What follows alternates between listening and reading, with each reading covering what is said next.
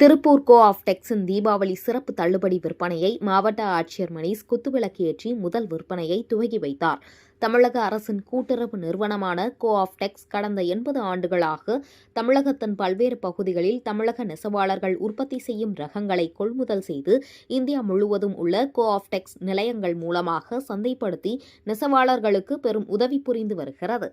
அதன் ஒரு பகுதியாக திருப்பூர் புஷ்பா தியேட்டர் கல்லூரி சாலையில் உள்ள குமரன் கோ-ஆப் டெக்ஸ் நிறுவனத்தில் தீபாவளி 2025 ஆண்டிற்கான சிறப்பு தள்ளுபடி விற்பனையை மாவட்ட ஆட்சியர் மணீஷ் நாரவனரே குத்துவிளக்கு ஏற்றி வைத்து முதல் விற்பனையை துவக்கி வைத்தார்.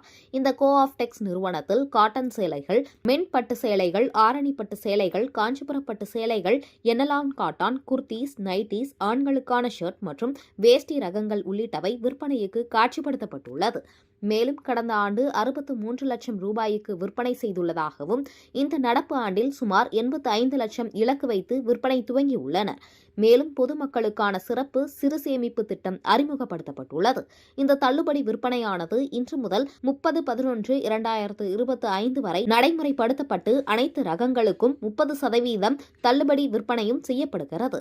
இந்த நிகழ்ச்சியில் மண்டல மேலாளர் அம்சவேணி, உற்பத்தி மற்றும் பகிர்மான மேலாளர் ஜெகநாதன் உள்ளிட்டோர் கலந்து கொண்டனர்.